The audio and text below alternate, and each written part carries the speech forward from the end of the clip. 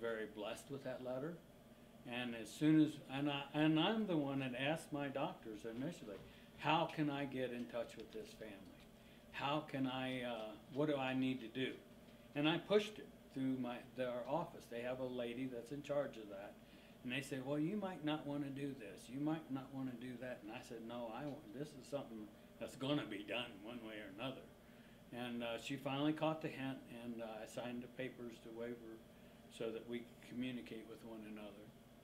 And then we all had a gathering. The heart recipient was there. I was there with the liver. And one of the kidneys, he got the kidney and the pancreas. I had met him earlier in the hospital, and he was having a hard time. He was in when you first have a transplant, they want your blood every 3 days, and then it reduces to once a week. And now I only have to do blood work once every 6 months. But I met him in there, and he was all worried, and I said, look, this is all a matter of attitude. I don't care what your spirituality is. I don't care what your religion is. What is important is your attitude. You need to be polite to people. You need to cooperate. You need to quit questioning everything the doctor does and do what you're told and how you're told to do it. I said, I've seen the other end of this. My wife was an uncooperative transplant patient, and it eventually killed her because of her attitude. And my attitude is completely different. When you walk in my room, I was there. I tell you how nice you looked that day. Some of the guys looked at me a little funny, you know. I said, "Well, you look nice today. That's a cool tie." And they go, "What's wrong with this weirdo?" You know. And all the nurses very much enjoyed that. And I've noticed a lot of times in the hospital, people aren't very polite. They're whiny. They're snibbling about what's wrong with them. You should be glad you're alive another day. And I wake up every day thankful that I'm alive that day. That's great to hear. So back to the story that you were just saying, you and Michael, the pancreas and kidney recipient, actually met each other before you really formally got to meet each other. Mm-hmm. Because when you met each other after your transplants, you had no idea that you both had received an organ from Cody, and then recognized each other when we were here at the gathering together. Is that right? Absolutely, yeah. He recognized me first because that piece of advice, he took it. And that changed the way he went about life after that. He was a much happier person. And when we met here at the house, it seemed like there was 3 people here that were extremely grateful of the life that they had. The heart patient was a musician.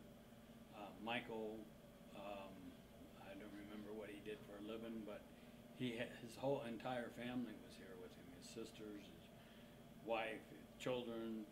It was just a phenomenal thing. And me, I have dedicated myself to working with drug addicts and alcoholics.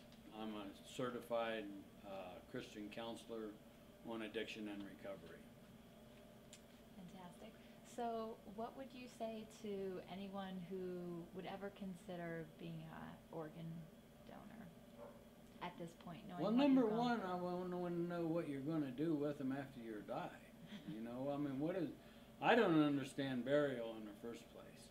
You're taking up real estate with, according to the Bible and to God, you're going to get a new body at some point in time. And I hope that's true. I don't know whether anything is true or not true, but what is the point of wanting to keep it, number one? Number two, it is such a blessing to be able to give life in this manner that maybe you're not there to enjoy it when you give away your organs, but your family, your children, the children of the person that you gave these organs to, you gave them a new life. And that is so important to have life. Enjoy it while you can. And Cody's favorite saying was, for the fortunate ones, enjoy what life you have while you have it and live a good life. And I have that little plaque that you all gave me sitting right by my bed. And I see that every morning. And I enjoy life to the fullest. You know, a lot of people start warning me, well, you're 60 years old now, you need to slow down, you need to wear a helmet on your quad, you need to do this and you need to do that. And I'm still a teenager, and I have the Peter Pan philosophy of life. I'll never grow up, I never will, and I think you make a choice to be old and grumpy. Well said. And I'm not there. I'm not. That's not a place I'm going to go. Well, you look fantastic. I would say that you probably even look better now than you did when we first initially met you. You have a certain glow to you that permeates the room for sure. So it's great to see you, and thanks so much for doing this with us. Oh, I'm very, very happy, and like I said, one more time, I'll say this and I'll say it again. I thank Cody's family for what they've done. The Cody Foundation is just a tremendous thing, and to carry on his memory, I think that's all we leave in this world is a memory, and it's really a shame that the young man died at such a young age, but what he's given to other people in his death is unmeasurable. Thank you. Absolutely. Thank you. Thank you.